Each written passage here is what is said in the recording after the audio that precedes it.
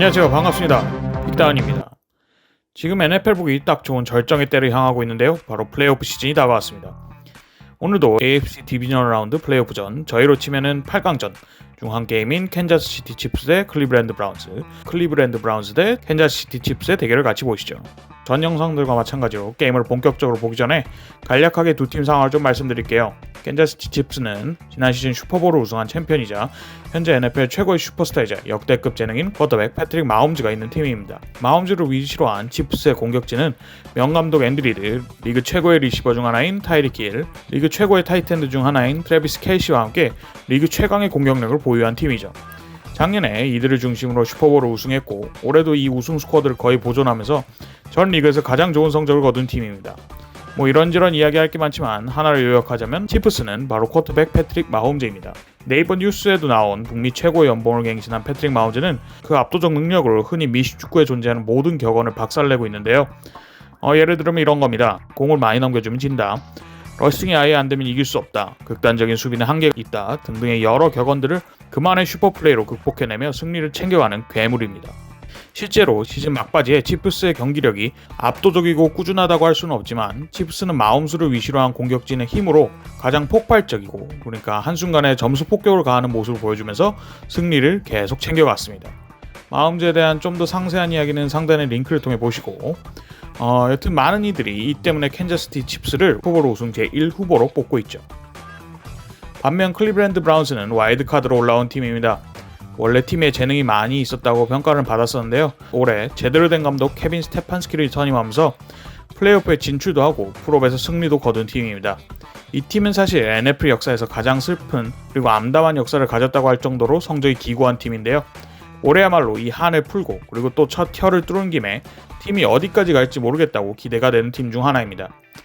그 이유는 아까도 말했듯 팀에 뛰어난 재능의 선수도 많지만 무엇보다 중요한 건 단단한 러닝에 기반한 플레이 때문입니다. 화려한 쿼터백과 리시버들이 있음에도 불구하고 묵묵하고 단단한 러닝을 통해 겨울 시즌에 딱 맞는 러싱 공격과 단단한 수비는 팀이 어디까지 가게 될지 기대하게 해주죠. 이렇게 오늘 같이 볼 경기는 슈퍼볼 우승이 예상되는 초강팀이자 리그 최고의 슈퍼스타를 보유한 캔자스시티 칩스 대 오랜 기간 한을 품은 언더독 클리브랜드 브라운스 간의 대결입니다. 캔자스시티 칩스의 홈구장인 에로헤드에서 펼쳐진 경기인데요. 간만에 되게 많은 관중을 봐서인지 뭔가 좀 묘하게 뭉클해지더라고요. 첫 드라이브, 첫 공격권부터 칩스는 그들의 강함을 보여줍니다. 중단거리 루트의 리그 1인자 타이트엔드 트래비스 켈시와 장거리 루트의 귀재 타이리키를 활용하는 패트릭 마홈즈는 본인이 왜 자신이 역사상 가장 뛰어난 패서라고 불렸는지 보여줬는데요. 이렇게 야금야금 필드를 전진한 캔자스시티의 칩스는 어느새 골라인 앞에 서게 되었는데요. 사실 마홈즈가 그냥 패스만 잘했다면 이렇게 역대급이라고 불리지 않았을 수도 있죠. 그는 사실 주력도 나쁘지 않습니다. 바로 이를 보여주듯 직접 공을 들고 터치다운을 기록하네요. 주력이 좋은 패트릭 마홈즈는 옵션 오펜스, 그러니까 쿼터백이 직접 공을 들고 뛰면서 러닝백을 자신과 같이 횡으로 뛰게 해서 수비가 자신을 향할 때 공을 넘겨주고 수비가 러닝백을 향하면 자기가 직접 뛰어버리는 옵션 오펜스가 가능한데요. 전설적인 8회 수준급 발까지 1쿼터부터 터치다운에 성공한 이 선수를 어찌 막을지 브라운스 수비 코치 머리가 깨질 것 같습니다. 근데 잠깐 저 공이 지금 경기장 펜스 너머까지 날아간 건 아니죠? 네. 하여튼 이후 공격권을 넘겨받은 클리브랜드 브라운스는 쿼터백인 베이커 메이필드의 팔을 믿으면서 연달은 패스 공격으로 필드를 야금야금 전진하지만 결국 한계를 보이며 필드골 득점으로 만족하게 됩니다. 이렇게 경기는 6대3으로 캔자스시티 칩스가 앞서게 되죠. 다시 공을 이어받은 칩스, 누가 칩스의 러닝백 진이 다소 못 믿음직스럽다고 했죠? 제가 그랬나요? 사실 아무 상관없어요. 왜냐면 리시버들이 러싱을 하면 되거든요. 엄청난 주력의 리시버 미콜 하드먼은 필드를 횡으로 갈아주면서 엄청난 슈퍼플레이를 해냅니다. 램즈의 감독인 션 맥베이가 아주 좋아하는 리시버 제트 수입인데요. 브라운스의 수비수 에이스 95번 마일스 게릿이 쫓아가지 못하네요. 미콜 하드먼의 슈퍼플레이, 슈퍼스피드가 40야드 이상의 러싱을 기록하며 순식간에 칩스가 득점권에 들어서게 됩니다. 이외에도 여러 플레이를 통해 필드를 전진한 칩스는 어느새 20야드 지점까지 도착했고 게임은 이렇게 2쿼터에 들어서게 됩니다. 여기서 패트릭 마홈즈는 자신이 가장 좋아하는 타겟 중 하나이자 현재 리그 최고의 타이트엔드인 트래비스 켈시에게 패스를 연결하면서 터치다운을 기록합니다. 보이시나요? 196cm에 118kg인 트래비스 켈시의 미친 민첩함이 보이시나요? 120kg의 거구로 지금 86kg인 수비수 덴젤 워드의 무릎을 아주 박살내버리고 있습니다. 덴젤 워드도 아주 훌륭한 선수지만 이번 매치업에서는 완벽히 졌네요. 캐치 이후에도 훌륭한 움직임과 다이빙으로 터치다운을 기록하면서 이 쿼터 초중반 시점 경기는 13대3으로 치프스가 앞서게 됩니다. 이후 공격권을 받은 브라운스는 또 한번 베이커 메이필드의 팔에 의존했으나 베이커는 이번 공격권에서 기대에 부응하지 못하고 공격권은 다시 한번 칩스에게 넘어갑니다. 칩스 역시 여러 번의 반칙으로 갱신이 힘든 위기 상황들이 있었으나 그때마다 마홈즈의 칼같은 패스들, 다리로 해낸 슈퍼플레이로 차근차근 전진해 나가죠. 그러나 브라운스의 수비도 결국 뒷심을 발휘하면서 칩스를 터치다운 대신 3점 필드골로 막아냅니다. 이렇게 전반이 약 3분 남은 시점 브라운스의 쿼터백 베이커 메이필드가 전반 마지막에 대해 공격을 지휘하기 시작합니다. 베이커도 마홈스에게 자극을 받은 건지 반칙으로 뒤로 한껏 물러난 상황에서도 연달아 키패스들을 성공시키며 어느새 전반 1분 42초 남은 시점에 25야드 지점, 즉 득점권에 들어서게 되는데요. 타임아웃도 2개나 있어서 시간은 충분하고 어떻게든 터치다운만 성공하면 게임은 16대10, 바로 한 공격권 차이가 되고 설령 킥을 성공한다 해도 10점 차로 확 좁혀지게 되죠.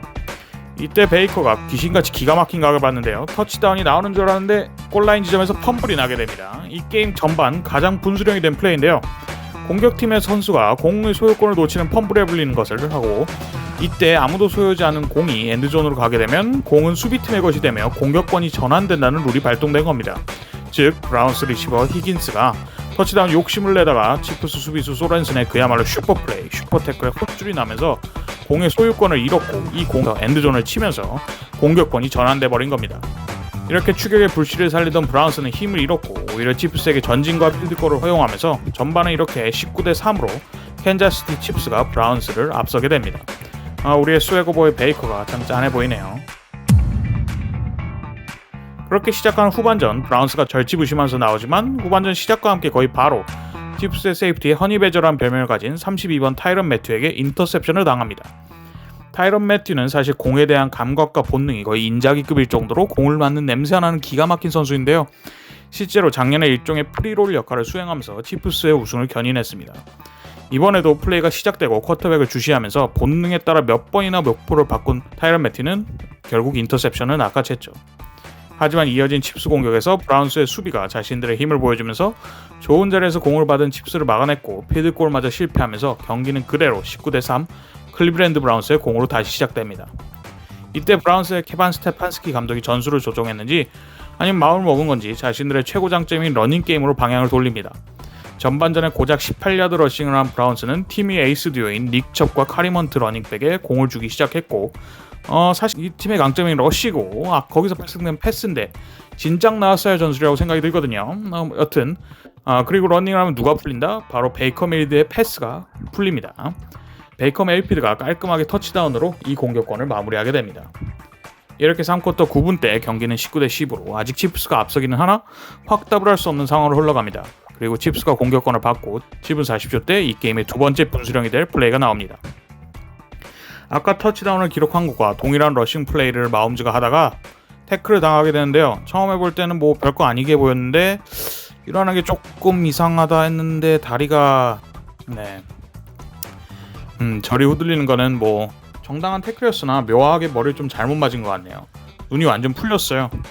이렇게 뇌진탕 판정을 받은 마홈스는 이대로 경기가 끝날 때까지 나오지 못했고 그 자리를 11년차 프로 경험은 단 한 번도 없는 후보 쿼터백 그 자체 체드 해니가 들어서게 됩니다. 전 사실 이 선수 이름도 못 들어봤었어요.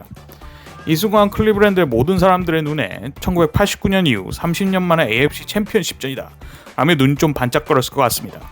체드 해니와 칩스의 공격진은 나름 분전하면서 필드골을 성공해 22대10으로 게임을 벌리는데요. 아직 3쿼터 3분 남은 시점이라 시간이 원체 많은 상황에서 브라운스의 베이커 메이필드가 공을 받게 됩니다. 브라운스의 러닝게임 그리고 패싱 게임을 통해 브라운스는 야금야금 전진하게 되지만 4쿼터 12분 시점 15야드 지점에서 포센2 상황을 맞이하게 됩니다. 공격권 갱신을 위해서 2야드 도전해볼지 아니면 킥을 할지 정해야 하는 상황이 오는데요. 브라운스가 공격적이게 도전을 합니다. 그리고 베이커 메이필드가 오스틴 후퍼를 찾아내는데요. 정말 기가 막힌 패스였어요. 그야말로 브라운즈의 시즌을 살린 패스입니다. 치프스의 일선 수비수 압박이 거세게 들어온 상황에서 패스할 곳이 없었는데요. 그럼에도 거기다가 오스틴 후퍼를 맞는 이선 수비도 그를 아주 밀착막한 상황에서 그야말로 면도날 같은 패스와 그 패스를 낚아채는 오스틴 후퍼 두 선수 모두 아주 훌륭한 플레이를 펼쳤습니다. 그리고 이 기세를, 이 공격권을 카리먼트가 터치다운으로 마무리합니다. 이렇게 경기는 4쿼터 거의 시작 시점 22대 17로 단 5점 차, 단 하나의 공격권 차이가 됩니다. 그리고 공은 칩스의 백업 쿼터백 해니에게 주어집니다. 나름 나이스한 플레이들을 해내면서 필드를 쭉쭉 전진하던 체드 해니는 결정적인 실수를 하게 되는데요. 필드골 사거리를 거의 다 와가는 시점에서 치명적인 엔드존 인터셉션을 기록하며 공격권이 브라운스로 넘어가게 됩니다. 이렇게 6분 40초 남은 시점에서 다시 한번 말하지만 게임은 고작 5점 차, 그러니까 터치다운 하나에 뒤집히는 상황입니다. 브라운스와 베이커 메이필드는 쿼터백 스닉이라는 수까지 동원하며 포스다운을 다시 한번 갱신하지만 결국 칩스의 수비에 부딪혀 득점을 해내지 못하고 공을 캔자스시티 칩스에게 넘겨줍니다. 이렇게 또 4분도 남지 않은 시점에서 공을 받은 칩스인데요. 양팀 타임아웃을 고려했을 때 만약 칩스가 공격권을 두세 번 갱신하게 되면 이대로 게임이 끝나게 되고, 반면 브라운스가 칩스의 공격권 갱신을 저지한다면 브라운스에게 역전을 위한 마지막 공격권이 주어질 수도 있는 상황입니다. 이 중요한 시점에 체드 해니가 키패스를 성공하며 공격권을 한번 갱신하게 됩니다. 그렇게 기세가 칩스로 넘어가려는 찰나 이번에는 브라운스가 칩스의 쿼터백을 섹하죠. 이렇게 단 2분 남은 상황에서 플레이 갱신이 요연해 보이는 서드&14 상황이 도래합니다. 브라운스가 이 공격을 막아내면 약 1분을 남긴 상태에서 공을 받을 것이고, 칩스가 이 공격을 성공하면 이대로 게임이 끝나는 상황이죠. 이렇게 각 팀의 운명은 백업 쿼터백이자 플레이오프 경험이 한 번도 없는 후보 노장, 아까 말했던 체드 해니, 칩스의 후보 쿼터백 체드 해니의 손에 달려있게 되는데요. 역설적으로 체드 해니의 손이 아닌 발로 슈퍼플레이가 일어납니다. 패스할 곳을 마땅히 못 찾은 체드 해니가 갱신 지점까지 느린지 빠른지 알 수 없지만 어쨌든 확실한 속도로 달렸는데요. 이제 남은 문제는 과연 갱신선을 넘었냐 안 넘었냐인데요. 심판들의 판정은 짧은 걸로 나오네요. 숨을 참던 브라운스 팬들의 숨소리가 지금 여기까지 다 들리는 것 같습니다. 경기 종료까지 1분 7초 남은 상황에서 칩스가 포스다운을 다시 한번 도전을 하는데요. 칩스가 성공하게 되면 경기가 종료되지만 브라운스가 수비를 성공하게 되면 공을 50야드 지점도 안 되는 데서 시작하기 때문에 사실 많은 사람들이 칩스가 벙커를 치고 있고 상대 수비수가 플레이가 시작되기 전에 튀어나가는 반칙을 유도하고 있다고 생각했습니다. 묻지마 러닝을 해도 모자랄 판에 패싱 친화적인 샷건 전술을 들고 왔고, 거기다가 쿼터백도 마홈즈가 아닌 백업 체드 해니였기 때문이었죠. 근데 충격적이게도 플레이가 시작되었습니다. 그리고 해니가 타이릭 힐한테 패스를 성공하면서 타이릭 힐이 갱신 지점을 넘고 그대로 경기가 종료하게 됩니다. 이렇게 캔자스시티 칩스가 3년 연속 AFC 챔피언십에 진출했을 뿐만 아니라 AFC 팀들 중에는 역대 최초로 AFC 챔피언십전을 홈에서 치른 팀이 되는데요. 다음 주 버팔로 빌스와 붙게 됩니다.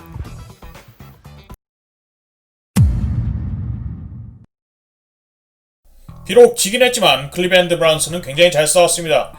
NFL에서 손에 꼽히는 안습의 역사를 가진 클리블랜드 브라운스가 올해의 코치에 언급되는 감독 케빈 스테판스키를 데리고 오면서 자신들의 슬픈 과거를 모두 털어버린 한 해라고 생각이 듭니다.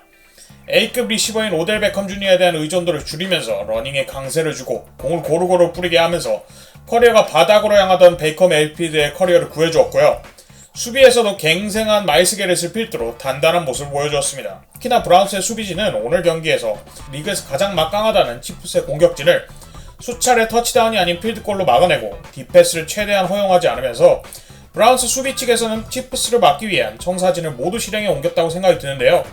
아쉽게도 공격 측에서 조금 부족했습니다. 물론 결과론적인 이야기고 좀 사견을 하나만 말씀드리자면 진작보다 팀의 강점인 러싱에 치중했으면 어땠을까 하는 아쉬움이 좀 남습니다. 아까도 말했듯 브라운스는 리그 3위의 러싱팀에 닉 첩, 카리먼트라는 두 러닝백은 누구와 비교해도 꿀리지 않는 조합에 저번 경기도 사실 강한 오라인의 러닝 블로킹의 힘으로 피츠버그 스틸러스를 제압했었거든요. 근데 이게 정답이었고 브라운스의 경기 운영이 오답이었다라고 말하기에는 브라운스의 베이커 메이필드도 나쁘지 않은 활약을 펼쳤습니다. 치프스도 사실 제가 생각했던 요 전술의 맞춤형 수비를 들고 나오기도 했고요. 베이커 메이필드는 필요할 때마다 많은 플레이들을 굉장히 잘해주었지만 4쿼터 마지막 한 6, 7분쯤이었나요? 공격권을 받은 뒤에 터치다운을 못한 게 두고두고 아쉬울 것으로 보입니다. 마홈스의 부상은 불운한 일이지만 사실 그 순간 하늘이 브라운스를 선택했나 라는 생각이 들 정도였거든요. 심지어 아주 기가 막힌 인터셉션으로 점수도 더 이상 벌어지지 않았고요. 여튼 케빈 스테판스키가 올해 폼, 전략, 카리스마를 유지한다면 클리블랜드 브라운스는 리그 디비전 그리고 디비전 최약자라는 오랜 놀림에서 AFC 북부 디비전에서 가장 강한 팀이 될 수도 있을 것으로 보입니다. 물론 돌아온 오델 베컴 주니어의 존재도 이번에는 좀 제 몫을 하길 기대를 하고 있고요. 두 번째로 캔자스시티 칩스의 수비와 코치진입니다. 칩스는 상대가 가장 잘하는 걸 못하게 하는데 없애버리는데 아주 특화된 팀입니다. 실제로 작년에 리그 최고의 러싱을 보여주는 49ers, 타이탄스를 모두 극단적인 대러싱 전술을 활용하면서 제압했는데요. 8명 이상의 선수를 앞선에 배치하는 이 극단적인 러닝, 이 극단적인 대러닝 전술은 러닝은 막을 수 있으나 후방이 뻥뻥 뚫려있고 패스를 해보라면 해봐라 라는 식의 전술인 경우가 많습니다. 이런 전술을 무리 없이 실행에 옮길 수 있는 이유 중 하나는 제 생각에 자신들의 팀의 고득점을 100% 해줄 수 있는 패트릭 마홈스의 존재 때문이었다고 생각이 들었는데요. 하지만 오늘 경기만 놓고 보면 꼭 그렇지도 않은 것 같습니다. 패트릭 마홈스가 없는 상황에서도 상대의 러닝을 완벽하게 틀어막는 동시에 이선 수비, 세이프티들인 타이런 매튜와 소렌슨의 슈퍼플레이는 사실 캔자스시티 칩스의 수비진, 그것도 소수의 이선 수비진이 게임 살렸다고 해도 무방할 정도의 1등 공신이라고 봅니다. 이렇게 수비에서 보인 칩스의 공격적인 오더는 오늘 경기 전반에 영향을 끼치고 빛났는데요. 특히나 공격 측에서도 마지막 순간의 패스 플레이는 정말이지 이 정도로 담대한 플레이를 언제 봤지 하는 생각이 들 정도의 깡따구가 좋은 플레이였습니다. 항상 슈퍼볼, 플레이오프에서 소극적인 경기 운영으로 비판을 받아온 앤드리드 감독이 이런 일을 했다는 것 자체가 앤드리드가 작년 슈퍼볼을 통해 진정 무언가 깨달은 게 아닌가 싶네요.